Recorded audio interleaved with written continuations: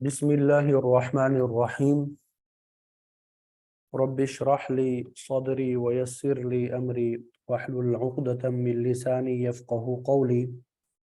رب زدني علما، رب زدني علما، رب زدني علما. إياك نعبد وإياك نستعين. سبحانك لا علم لنا إلا ما علمتنا إنك أنت العليم الحكيم. وأفوض أمري إلى الله إن الله بصير بالعباد. يا عليم علمني، يا عليم علمني، يا عليم علمني.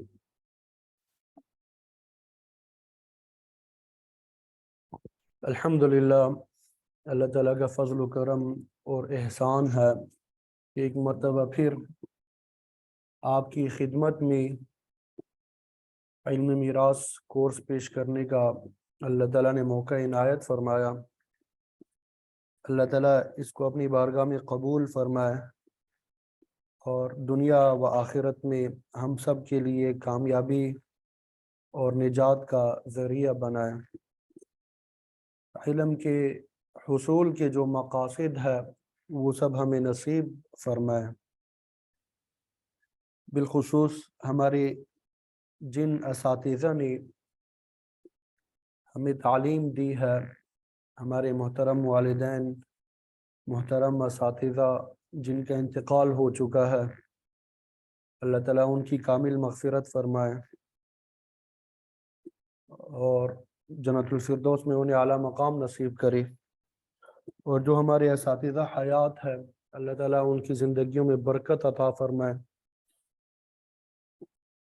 اور ان کا سایہ تادر ہمارے سروں پہ قائم اور دائم رکھی، اور ہم سب کو ان کا خدمت کرنے، ان کا ادب احترام کرنے اور ان سے استفادہ کرنے کی توفیق عطا فرمائے۔ تو آج انشاءاللہ علم میراث کورس کے حوالے سے ہمارا یہ پہلا سبق ہوگا۔ باقاعدہ سبق کا آغاز کرنے سے پہلے مختصراً میں اپنا تعارف کرا دوں تاکہ افادہ اور استفادہ کرنے میں آسانی ہو۔ میرا نام محمد بن اقبال ہے۔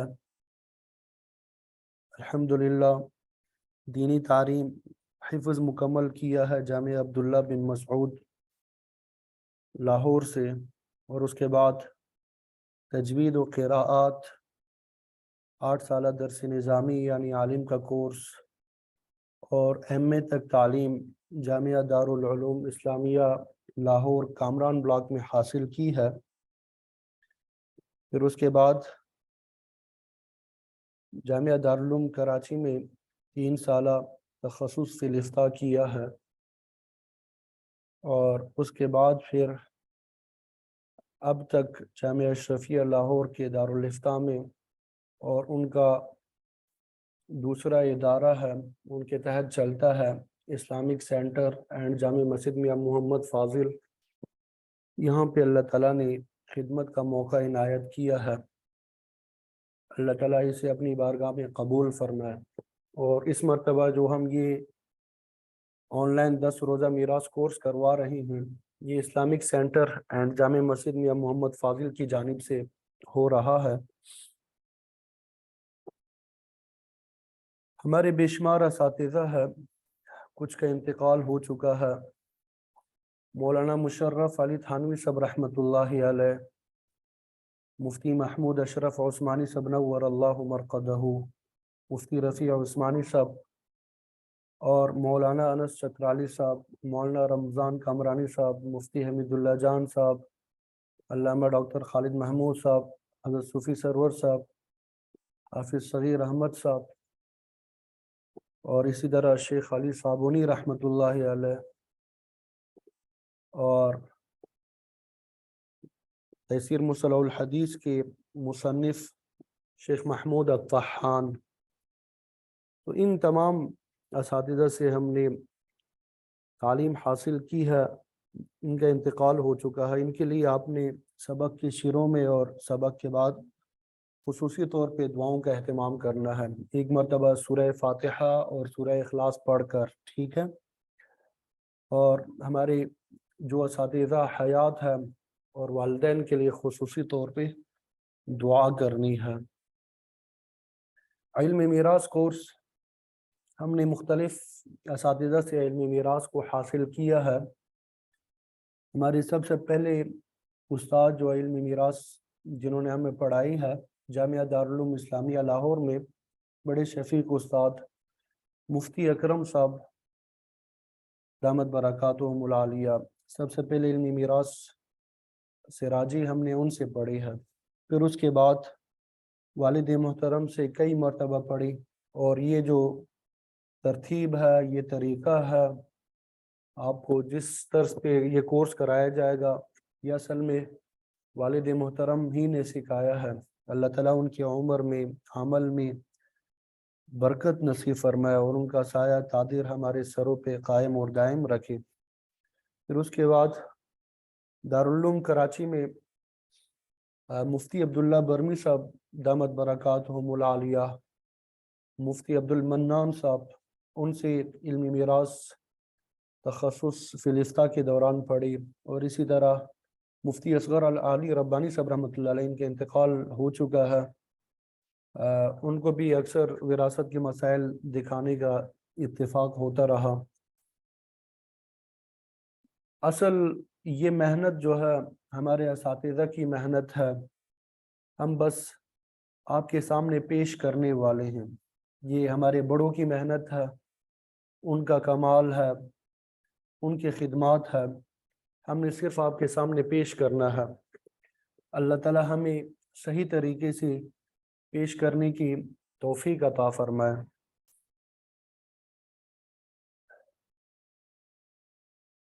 تو اس کورس سے صحیح طریقے سے فائدہ اٹھانے کے لیے ضروری ہے کہ آپ باوضو ہو کر ادب اور اہتمام کے ساتھ، جس طرح نارملی لائیو کلاس میں ہم بیٹھتے ہیں، استاد ہوتا ہے سامنے، شاگرد بیٹھے ہوتے ہیں، تو اسی طرح اس کورس میں بھی آپ بیٹھیں اور آپ کے پاس کاپی اور پینسل ہونی چاہیے، اور کسی ایسی جگہ بیٹھ جائیں جہاں پہ شور وغیرہ نہ ہو۔ ایسی جگہ آپ بیٹھ جائیں جہاں پہ شور نہ ہو، تاکہ آپ ڈسٹرب نہ ہو جائے۔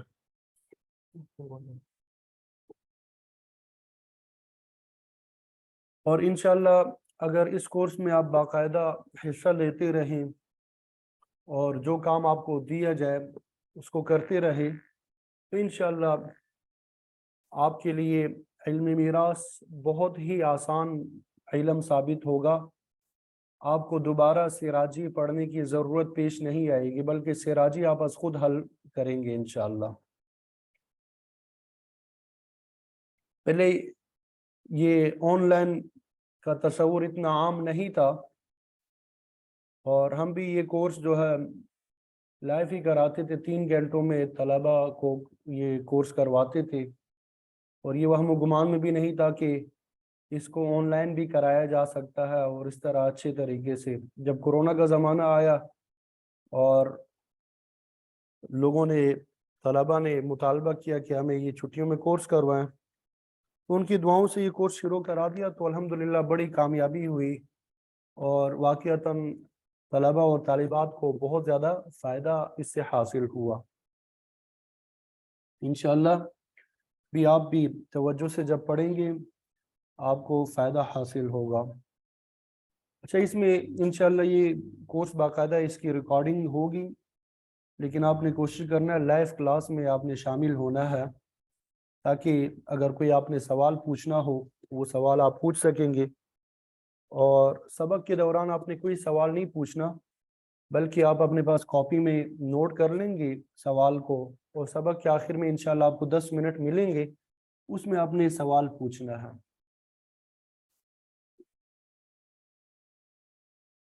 اور سبق کے جو نوٹس ہے وہ انشاءاللہ سبق کے بعد آپ سب کے ساتھ گروپ میں شیئر کر دیے جائیں گی، لیکن آپ نے یہ کرنا ہے کہ روز کا سبق آپ نے روز یاد کرنا ہے۔ جب آپ یہ علمی میراث کورس کا سبق پڑھیں گے تو اس وقت آپ کو بہت آسان محسوس ہوگا کہ یہ تو بہت آسان ہے، مشکل نہیں ہے، تو وہ تو ٹھیک ہے، آسان ہے، لیکن جب آپ اس کو یاد نہیں کریں گے، سمجھنے میں تو آپ کو آسان یعنی یہ آپ کو آسان لگے گا، آپ اگر اس کو یاد نہیں کریں گے تو یہ بھول جائے گا۔ روزانہ کا جو سبق ہے آپ نے روز یاد کرنا ہے، اگرچہ آسان ہو، کم از کم 5 سے 10 مرتبہ آپ نے وہ سبق دہرانا ہے۔ میں سبق کے آخر میں بتا بھی دیا کروں گا کہ کون کون سی چیزیں آپ نے یاد کرنی ہے، ٹھیک ہے؟ اور علم میراث کا تعلق یاد سے ہے، آپ کو جتنا یہ یاد ہوگا اتنا ہی آپ کے لیے یہ آسان ہوگا۔ اگر آپ یاد نہیں کریں گے تو یہ مطالعے سے یہ کتاب حل ہونے والی کتاب نہیں ہے، ٹھیک ہے؟ اب سب کو معلوم ہے کہ علم میراث میں 2 چیزوں سے گفتگو کی جاتی ہے، ایک فقہ اور ایک ریاضی۔ یہ مطلب فقہ اور ریاضی کے چند اصولوں کا نام ہے جس کے ذریعے سے میت کے ترکہ میں سے ہر وارث کا حق معلوم ہو جاتا ہے، ہر وارث کو اس کا حق دے دیا جاتا ہے۔ اور اس کورس میں ہم زیادہ لفظی تحقیقات پہ ہماری توجہ نہیں ہوگی، بلکہ اہم اور بنیادی جو اصول ہے علم میراث کو سمجھنے کے لیے، وراثت کی مسائل کو حل کرنے کے لیے، ان سے ہم گفتگو کریں گے۔ زیادہ تر ہمارا فوکس انہی پر ہوگا۔ مطلب یہ کہ جب آپ یہ کورس کر لیں گے، آپ انشاءاللہ عملی طور پہ علم میراث کا مسئلہ حل کر سکیں گے۔ وراثت کا کوئی بھی مسئلہ آپ کے سامنے پیش آئے گا تو آپ حل کر سکیں گے، کوئی پریشانی پیش نہیں آئے گی۔ گویا کہ ایک اعتبار سے وراثت کے مسائل میں آپ مہارت حاصل کر سکتے ہیں اس کورس کے ذریعے سے، بشرطے کہ اس کو صحیح طریقے سے پڑھیں اور پھر اس کے بعد اس کی پریکٹس کرتے رہیں۔ بالخصوص جن طلباء اور طالبات نے درس نظامی کا کورس مکمل کیا ہے، یا وہ چھٹے درجے میں ہے، بنین اور بنات عالیہ اول میں ہے، اور انہوں نے سراجی پڑھی ہے، تو ایک اعتبار سے وہ وراثت کے مسائل میں مفتی بھی بن چکے ہوں گے۔ اگرچہ کچھ باریکی والے مسائل ہیں، وہ مشکل ہوتے ہیں، وہ بعد میں انسان حل کر سکتا ہے، ان کے لیے تحقیق کی ضرورت ہوتی ہے، لیکن بنیادی اصول جو ہے کوئی انسان سمجھ لیتا ہے، یاد کر لیتا ہے۔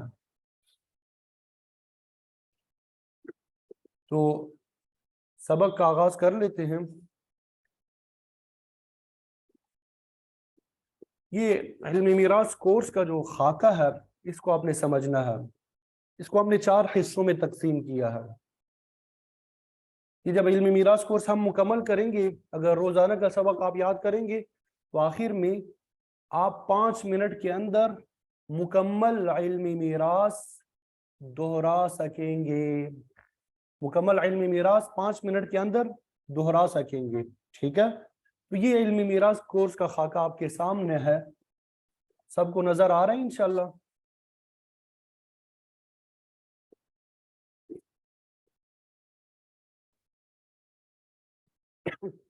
جی، تو گویا کہ اس طریقے سے ہم نے اس کورس کو لے کے چلنا ہے۔ سب سے پہلا حصہ جو ہے، اس کو آپ پہلی فصل یا پہلا باب بھی کہہ سکتے ہیں، خلاصۃ المیراث، علم میراث کا خلاصہ ہے۔ مثلا ایک شخص کا انتقال ہو جاتا ہے، اب سب سے پہلے اس کے ترکے کے ساتھ کیا کیا کام کرنے ہیں، پھر جب تقسیم کرنے کی باری آتی ہے کس طریقے سے تقسیم کرنا ہے، اس طرح کی باتیں جو ہے یہ علمی میراث کا جو خلاصہ ہے اس میں بیان کی جائیں گی۔ دوسرا حصہ جو ہے معرفت الورثاء، دوسرا حصہ معرفت الورثاء، ورثاء کی پہچان۔ شروع میں آپ کو یہ الفاظ تھوڑے مشکل لگیں گے، بالخصوص جن طلباء اور طالبات کا تعلق کالج یا یونیورسٹی سے ہے، یا اسی طرح جنہوں نے یہ کورس پہلے نہیں پڑھا، تو ان کے لیے یہ الفاظ تھوڑے مشکل ہوں گے۔ تو جو بھی آپ کو لفظ مشکل لگے اس کو اپنے پاس کاپی میں نوٹ کریں، ٹھیک ہے؟ انشاءاللہ یہ الفاظ بھی آپ کے لیے آسان ہوتے جائیں گے وقت گزرنے کے ساتھ ساتھ۔ دوسرے نمبر پہ ہم پڑھیں گے معرفت الورثاء، ورثاء کی پہچان، ٹھیک ہے؟ کہ وارث کون کون بن سکتا ہے، ذوی الفروض کون سے ہے، عصبات کون سے ہے، ذوی الارحام کون سے ہیں، ان کو ہم نے پہچاننا ہے، اور پھر ان میں سے ہر ایک کا حصہ کتنا ہے۔ ये मारिफतुल वरासा में हम पढ़ेंगे, ठीक है। तीसरे नंबर पे तौसीलुल हुकूक इला मुस्तहिक़ीहिम, तौसीलुल हुकूकी इला मुस्तहिक़ीहिम, कि वरासा का जो हिस्सा है, मसलन किसी का छठा हिस्सा है, किसी का आठवां हिस्सा है, किसी का आधा हिस्सा है, किसी का 2/3 है। अब हर वारिस को वो पहुंचाना किस तरीके से आपने, मसलन माँ का छठा हिस्सा है और बाप का भी छठा हिस्सा, दोनों को कैसे देंगे, क्या तरीका, किन उसूलों को आपने अप्लाई करना है, ये इंशाल्लाह तौसीलुल हुकूक इला मुस्तहिक़ीहिम में इसको हम डिस्कस करेंगे, पढ़ेंगे। फिर उसके बाद मुतफर्रिक़ात की बहस आ जाती है। मुतफर्रिक़ात में मुख्तलिफ मसाइल जो है वो डिस्कस करेंगे, मसलन हमल है तो उसका विरासत में हिस्सा होता है या नहीं, खुनसा जिसको हिजड़ा कहते हैं उसका विरासत में हिस्सा होता है कि नहीं होता।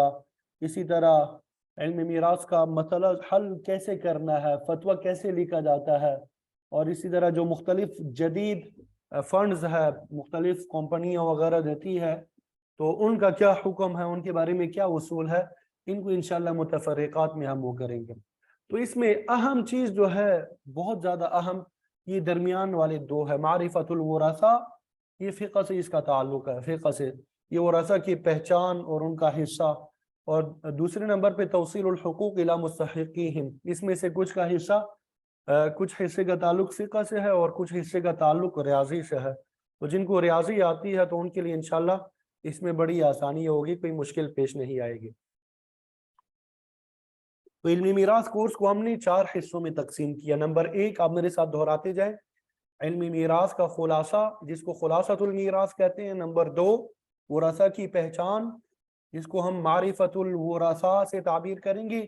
नंबर 3, वरासा को उनका हिस्सा पहुंचाने का तरीका, तौसीलुल हुकूकी इला मुस्तहिक़ीहिम। और नंबर 4, मुतफर्रिक़ात।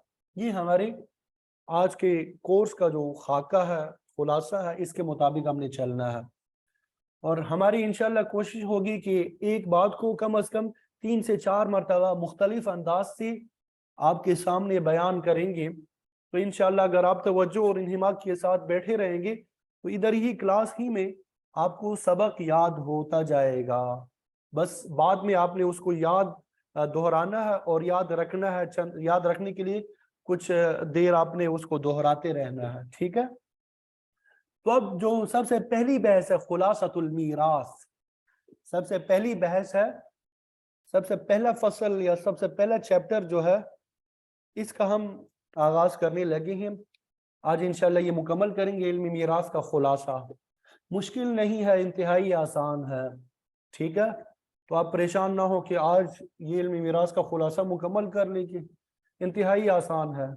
मारिफतुल वरासा, इसका भी कुछ हिस्सा पढ़ेंगे, इंतहाई आसान है इंशाल्लाह। आप खुद बाद में मुझे कहेंगे कि मुफ्ती साहब ये तो बहुत आसान है, लोग तो कहते थे कि इल्मी मीरास बहुत मुश्किल है। जी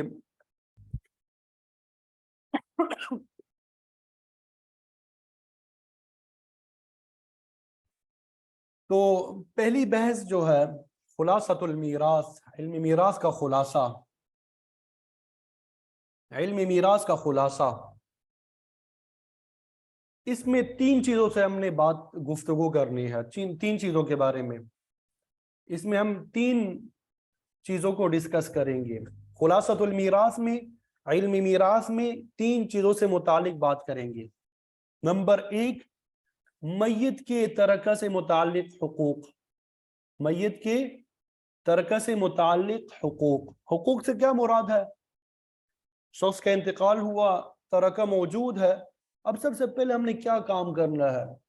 तजहीज़ व तकफीन की जाती है, कर्ज़ों की अदायगी होती है, वसीयत होता है, फिर उसके बाद तरका की तकसीम की जाती है। ये इंशाल्लाह तफसील से पढ़ेंगे। तो सबसे पहले मय्यत के तरका से मुतालिक जो हुकूक है वो खुलासतुल मीरास या इल्मी मीरास के खुलासे में हम पढ़ेंगे।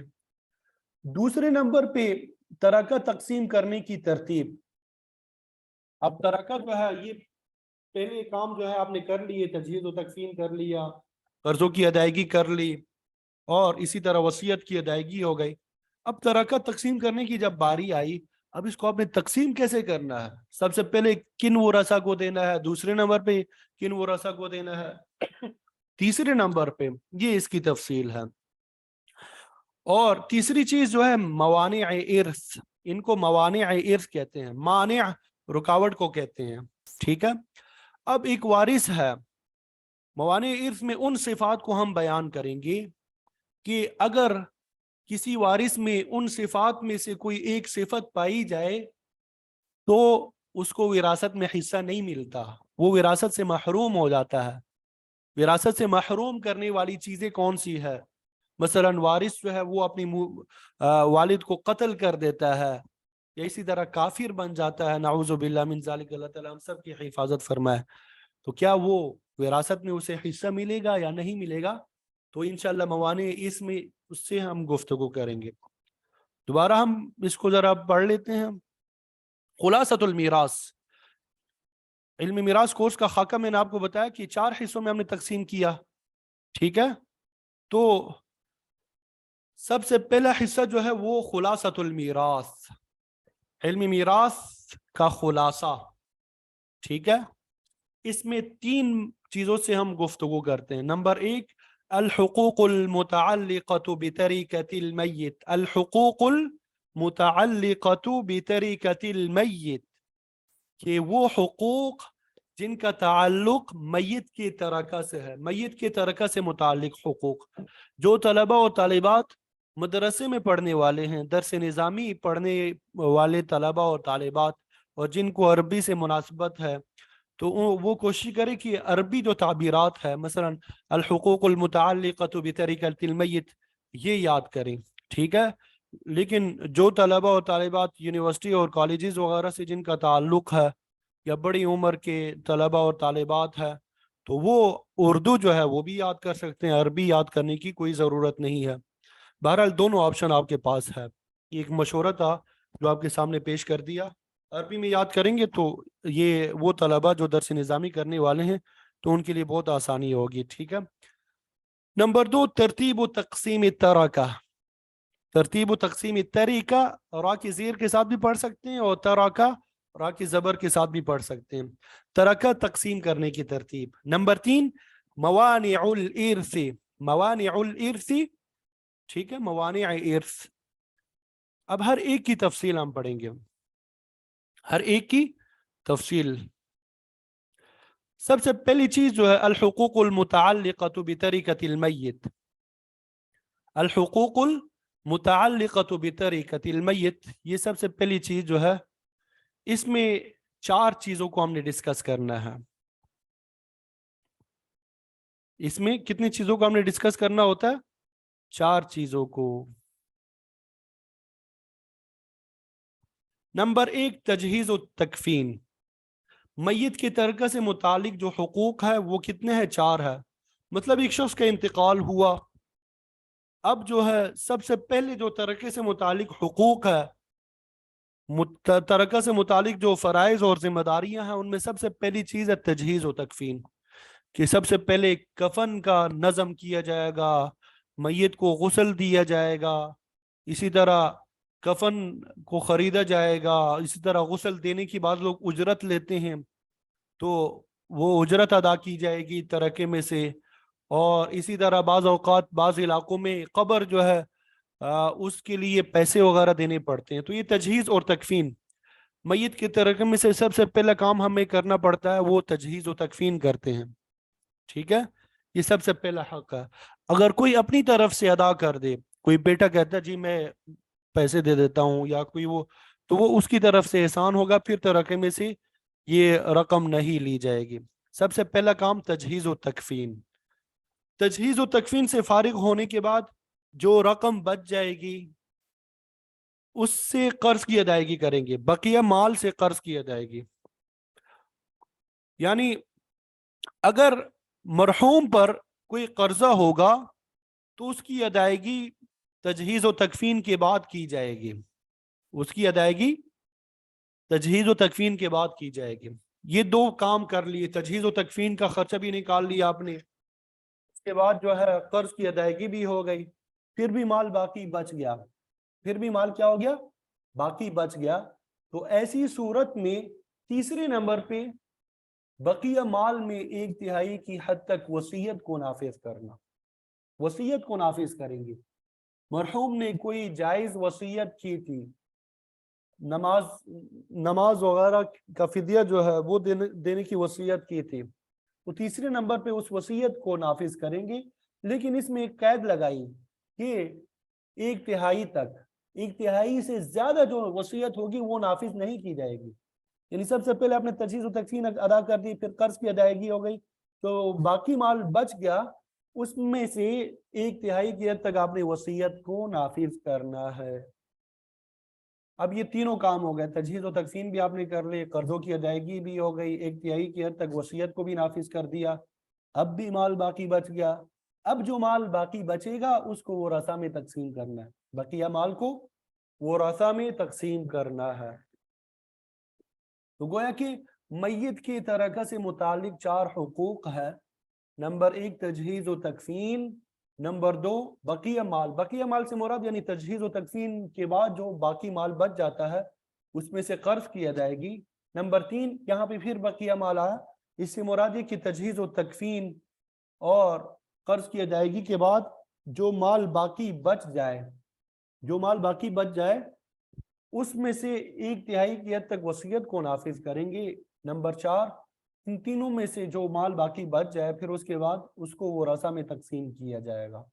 ایک مثال سے سمجھنے کی کوشش کرتے ہیں. فرض کرتے ہیں ایک آدمی کا انتقال ہوا، اس نے 100 روپے ترکہ میں چھوڑ دیے. ایک آدمی کا انتقال ہوا، اس نے 100 روپے ترکہ میں چھوڑ دیے. اب 20 روپے جو ہے وہ تجہیز و تکفین میں لگ گئے، ٹھیک ہے، اور اسی طرح 20 روپے اس کے اوپر قرضہ تھا، اس کی ادائیگی ہو گئی. 20 روپے اس کے اوپر قرضہ تھا، اس کی ادائیگی ہو گئی. باقی بچ گئے 60 روپے. اب وہ اس نے وصیت کی تھی مثلا 20 روپے کی، تو اب یہ صرف 20 روپے کی حد تک ہم وصیت کو نافذ کریں گے، کیونکہ 60 روپے میں 20 روپے جو ہے یہ 1/3 بنتا ہے. اگر اس سے زیادہ وصیت کی ہو 30 روپے کی یا 40 روپے کی تو اس کو نافذ نہیں کیا جائے گا، صرف 20 روپے کی حد تک ہی نافذ کیا جائے گا.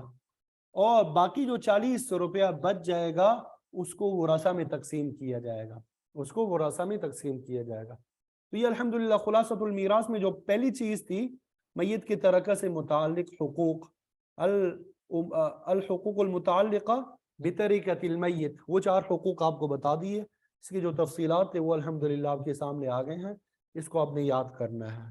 ٹھیک ہے.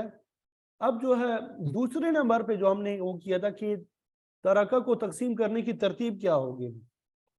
دوسرے نمبر پہ ہم نے کیا کہا تھا کہ ترکہ کو تقسیم کرنے کی ترتیب کیا ہوگی. اچھا، اس بارے میں آپ یہ یاد رکھیں کہ ایک ترتیب جو ہے کتابوں میں لکھی ہے. ایک ترتیب کیا ہے؟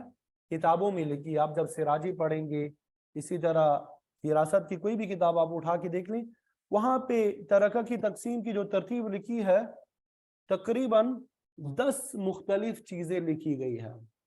10 مختلف چیزیں. ٹھیک ہے. تو ہم نے ان میں سے صرف 4 کو لیا ہے. بنیادی طور پہ ابتدائی جو 4 ہے ان کو ہم نے لیا ہے. ٹھیک ہے. چونکہ نارملی یہی صورت پیش آتی ہے جب ہم وراثت کا مسئلہ حل کرتے ہیں، یہی 4 صورتیں پیش آتی ہے. اس کے علاوہ باقی جو صورتیں ہیں یا تو وہ پیش نہیں آتی یا بہت ہی کم شاذ و نادر وہ پیش آتے ہیں. ٹھیک ہے. اس لیے ہم نے ان تفصیلات میں ہم نہیں گئے. ترکہ کو تقسیم کرنے کی ترتیب کیا ہے؟ سب سے پہلے ہم نے ذوی الفروض کو ترکہ میں سے حصہ دینا ہوتا ہے. ذوی الفروض، یہ ذوی الفروض جو ہے اس کو تفصیل سے ہم پڑھیں گے آگے. معرفت الورثہ، ورثہ کی پہچان میں اس کو تفصیل سے پڑھیں گے. ابھی صرف اتنا آپ یاد رکھیں کہ ذوی الفروض، ذوی کا معنی ہوتا ہے والا، فروض فرض کی جمع ہے، حصے کو کہتے ہیں، یعنی حصے والا. یعنی قرآن مجید میں جن کے حصے مقرر ہے، قرآن مجید میں جن کے حصے مقرر ہیں انہیں ذوی الفروض کہا جاتا ہے. تو سب سے پہلے ذوی الفروض جو وارث ہوں گے ان کو ہم حصہ دیں گے. ترکہ میں سے سب سے پہلے ان کو دیا جاتا ہے. دوسرے نمبر پہ عصبہ. عصبہ سے مراد کیا لیں گے؟ جن کے حصے قرآن میں مقرر نہیں ہیں، جن کے حصے قرآن میں مقرر نہیں ہے۔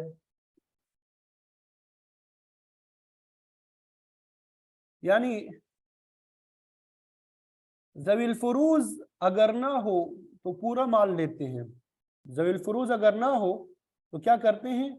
پورا مال لیتے ہیں، اور اگر ذوی الفروز ہو تو ذوی الفروز سے جو باقی بچتا ہے وہ عصبات کو دیا جاتا ہے، ذوی الفروز سے جو باقی بچتا ہے وہ عصبات کو دیا جاتا ہے۔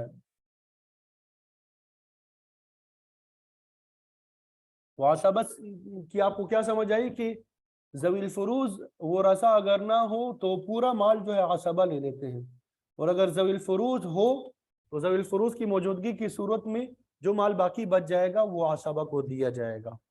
ٹھیک ہے، یہ ہو گیا۔ تیسرے نمبر پہ ذوی الفروز نسبی پر رد۔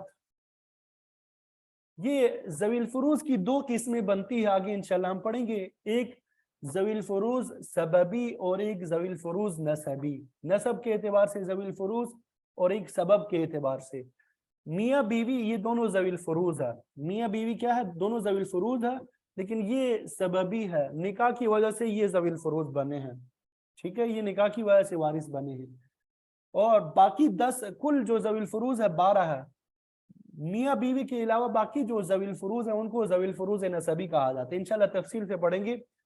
تو اگر ذوی الفروز سے باقی بچ جائے، ٹھیک ہے، اور عصبہ بھی نہ ہو، تب ذوی الفروز نسبی پہ رد کیا جائے گا۔ اب رد یعنی ان کو دوبارہ دیا جائے گا، رد کے الگ سے اصول ہو، کس طریقے سے رد کیا جاتا ہے یہ انشاءاللہ تفصیل سے پڑھیں گے، ابھی صرف آپ نے یہ نام یاد رکھنا ہے۔ نمبر 4 ذوی الارحام۔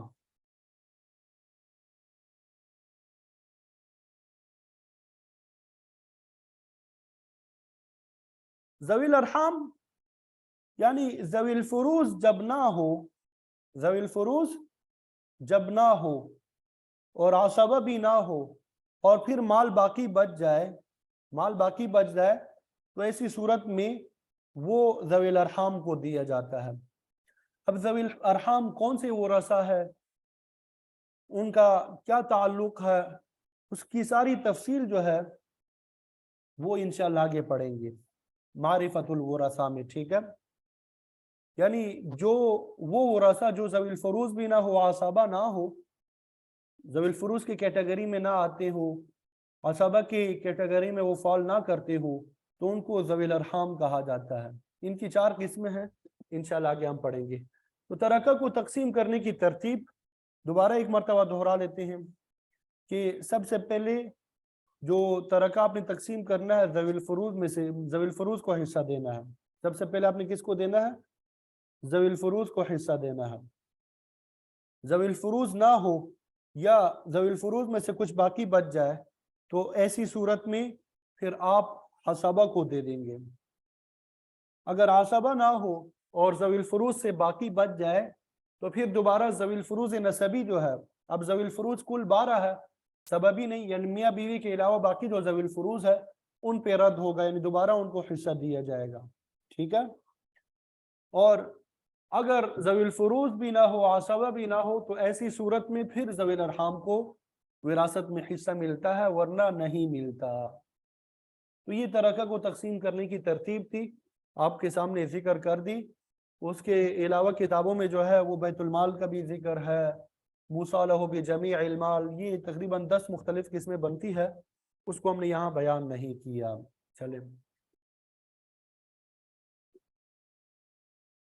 تو یہ خلاصۃ المیراث کی 2 چیزیں ہیں آپ کے سامنے آ گئیں۔ ترکہ کی جو حقوق ہے، ترکہ سے متعلق 4 حقوق وہ بھی بیان کر دیے، ترکہ کو تقسیم کرنے کی جو ترتیب تھی وہ بھی بیان کر دی۔ اب تیسری چیز جو ہے موانع ارث، موانع ارث یہ آپ کے سامنے بیان کرنا ہے۔ موانع ارث کے بارے میں آپ کو میں نے بتایا کہ وہ صفات کہ اگر کسی وارث میں ان میں سے کوئی ایک صفت پائی جائے تو اس کو وراثت میں پھر حصہ نہیں ملتا۔ ان میں سے اگر کوئی ایک وارث میں صفت پائی جائے تو پھر اس کو وراثت میں حصہ نہیں ملتا، ان کو موانع ارث کہا جاتا ہے، ٹھیک ہے۔ اب سب سے پہلے جو سبب ہے، صفت ہے غلامی۔ اگر کوئی وارث غلام ہوگا، بیٹا غلام ہوگا، تو اس کو وراثت میں حصہ نہیں ملے گا، غلام کو وراثت میں حصہ نہیں ملے گا۔ نمبر 2، قتل۔ اگر وارث نے اپنی مورث کو قتل کر دیا تو ایسی صورت میں قاتل جو وارث ہے وہ وراثت سے محروم ہوگا۔ خدا نہ کرے بیٹے نے باپ کو قتل کر دیا، اب بیٹا جو ہے ویسے تو وارث ہوتا ہے، لیکن اس قتل کی وجہ سے اب وہ اپنے باپ کا وارث نہیں ہوگا، اس کو وراثت میں حصہ نہیں ملے گا، اسے محروم رکھا جائے گا۔ نمبر 3، اختلاف الدین۔ اختلاف الدین، مسلمان کافر کا اور کافر مسلمان کا وارث نہیں بن سکتا۔ باپ مسلمان ہے، بیٹا کافر ہے یا اس کے برعکس ہے، تو وہ ایک دوسرے کے وارث نہیں بنیں گے، وہ ایک دوسرے کے وارث نہیں بنیں گے۔ نمبر 4، اختلاف ملک۔ نمبر 4، اختلاف ملک۔ اختلاف ملک سے مراد کہ اگر ملک مختلف ہے، ایک پاکستان میں رہتا ہے، دوسرا امریکہ میں رہتا ہے، تو یہ ایک دوسرے کے وارث نہیں بنیں گے۔ لیکن یہاں پہ اہم بات جو ہے وہ نوٹ کریں، یاد رکھیں، یہ کافروں سے متعلق ہے۔ یہ حکم جو اختلاف ملک کہ پاکستان کا جو پاکستان میں رہنے والا کافر ہے وہ انڈیا میں رہنے والے کافر کا وارث نہیں بن سکتا۔ مثلا باپ جو ہے وہ پاکستان میں ہے، کافر ہے، بیٹا جو ہے وہ انڈیا میں ہے، کافر ہے، اب ان میں سے کسی کا انتقال ہوتا ہے تو یہ ایک دوسرے کے وارث نہیں بنیں گے کیونکہ ملک مختلف ہے۔ البتہ مسلمانوں کے بارے میں یہ حکم نہیں ہے۔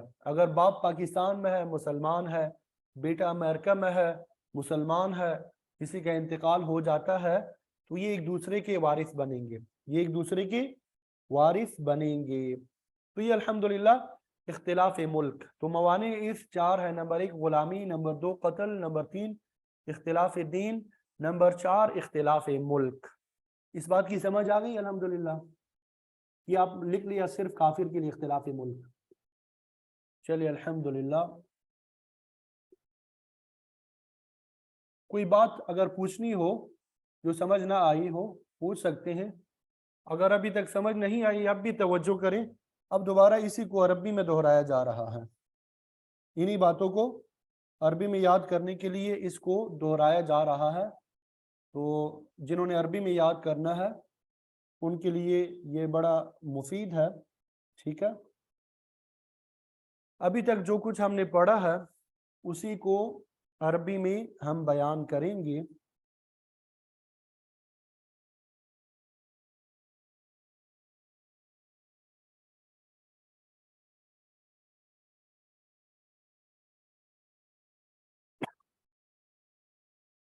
المبحث الأول في خلاصة الميراث۔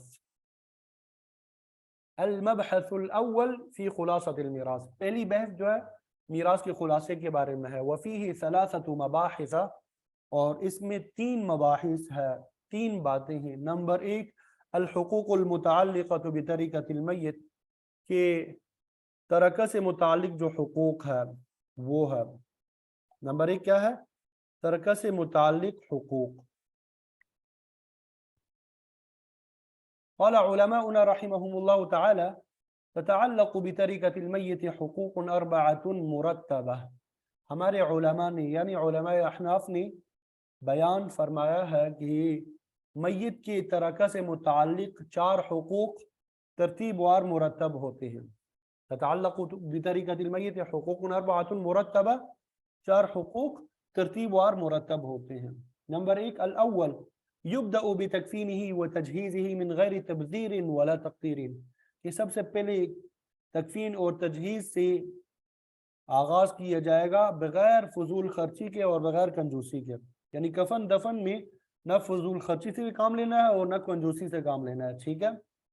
پھر دوسرے نمبر پہ ثم تقضى ديونه من جميع ما بقي من ماله، کہ کفن اور دفن سے جو مال باقی بچ جائے گا، جمیع ما بقی من مال، جو بھی جتنا بھی مال باقی بچ جائے گا اس سے قرضوں کی ادائیگی کی جائے گی. دیون دین کی جمع قرضے کو کہتے ہیں.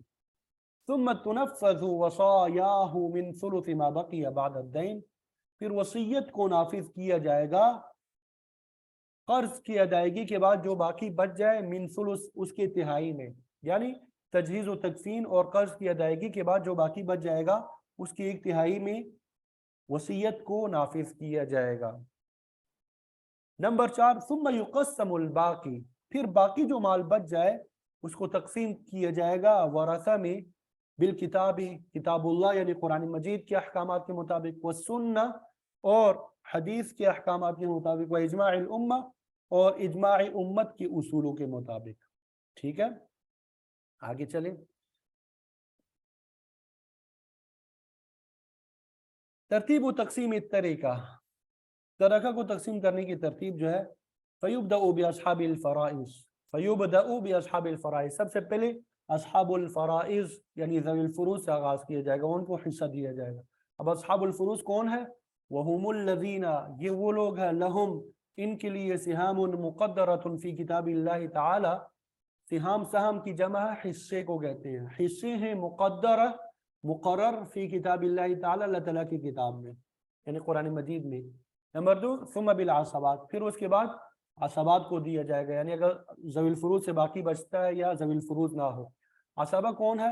والعصبۃ، اور عصبہ کل من یأخذ، ہر وہ بندہ ہے، فرد ہے جو لیتا ہے، ما ابقته اصحاب الفرائض، اصحاب فرائض جو باقی چھوڑ دیتا ہے، یعنی اصحاب فرائض جو بھی چھوڑ دیتا ہے وہ لے لیتا ہے سارا. وعند الانفراد، اور اگر اصحاب الفرائض نہ ہو، صرف عصبہ ہو، اکیلے یہی عصبہ ہو، یحرز جمیع المال، تو وہ سارا مال لے لیتے ہیں. ٹھیک ہے. نمبر 3 ثم الرد على ذوی الفروض النسبیۃ بقدر حقوقهم، پھر فروض نسبی جو ہے، ذوی الفروض نسبی ان پہ رد ہوگا ان کے حصوں کے بقدر، کی تفصیل ہم آگے پڑھیں گے. نمبر 4 ثم ذوی الارحام، ذوی الفروض اور عصبات نہ ہو تو پھر اس کے بعد ذوی الارحام کو مال دیا جاتا ہے. موانع الارث اربعۃ، موانع ارث 4 ہے، یعنی وہ صفات کہ اگر ان میں سے کوئی ایک صفت بھی کسی وارث میں پائی جائے اس کو وراثت میں حصہ نہیں ملتا، اسے محروم رکھا جاتا ہے. وہ 4 ہے. الرق، نمبر 1 الرق، رق جو ہے یہ غلامی کو کہتے ہیں، غلام ہونا.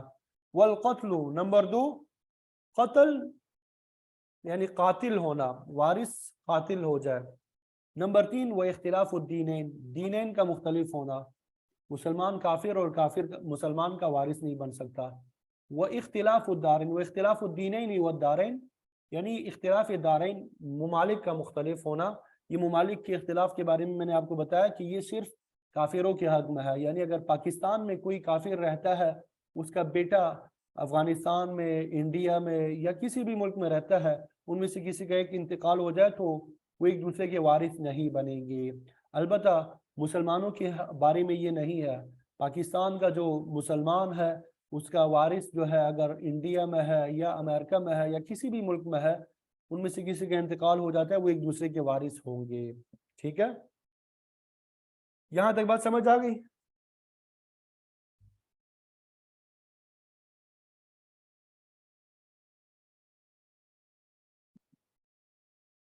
الحمدللہ الحمدللہ. اچھا، اس کو آپ نے یاد کرنا ہے، اس کو آپ کو نہیں یاد کرنا ہے.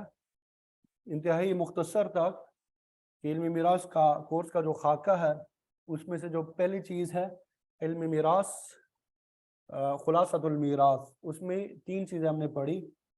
سب سے پہلے ترکہ سے متعلق حقوق، وہ 4 تھے، وہ آپ کو بتا دیے. دوسرے نمبر پہ ترکہ تقسیم کرنے کی ترتیب، وہ بھی آپ کو بتا دی 4.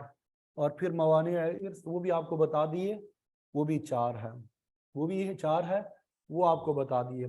اب تھوڑا سا آگے پڑھ کے پھر سبق کو بند کر لیتے ہیں. دوسری بحث جو ہے ورثہ کی پہچان، دوسری بحث ہماری کیا ہے؟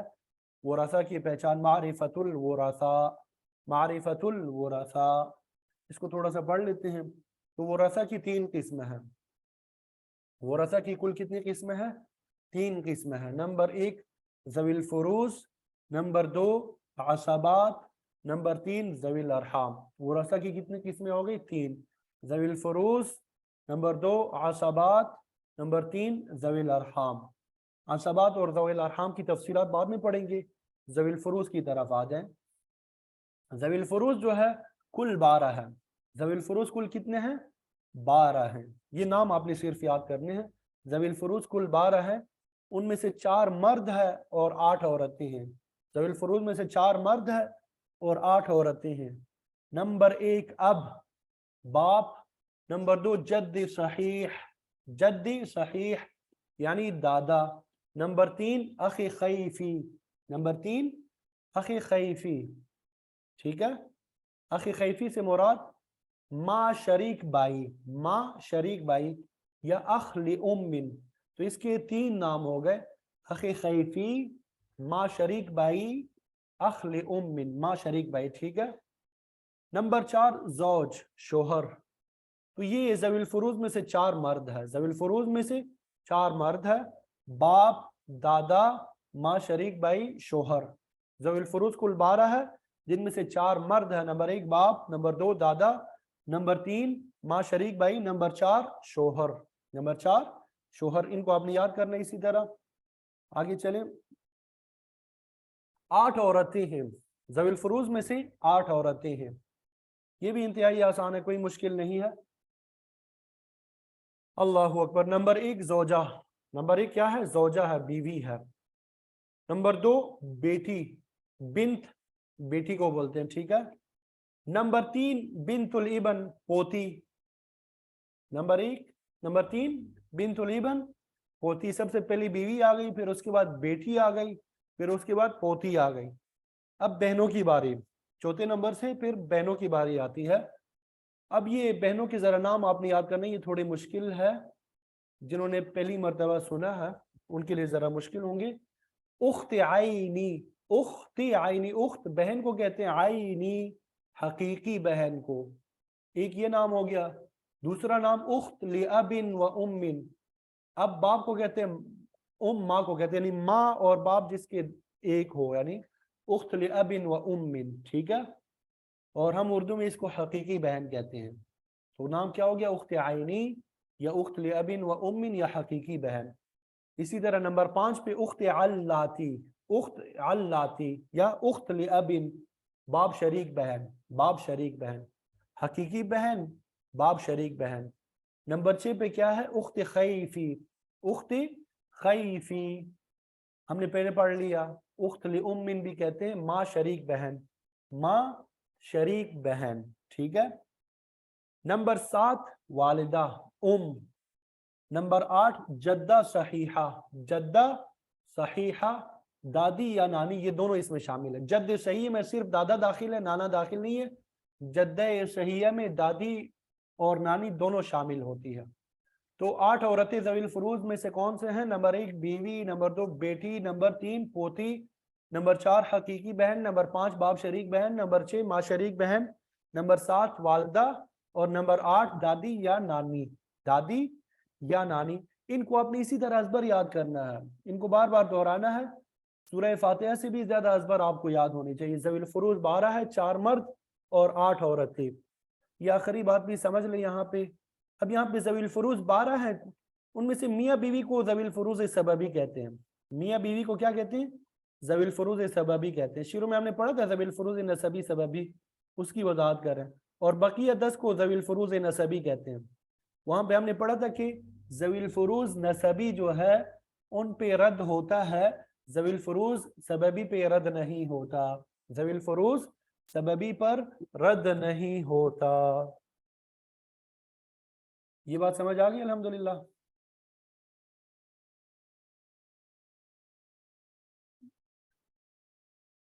चलिए अल्हम्दुलिल्लाह, इसको आपने याद करना है। इधर ही हम सबक क्लोज कर लेते हैं।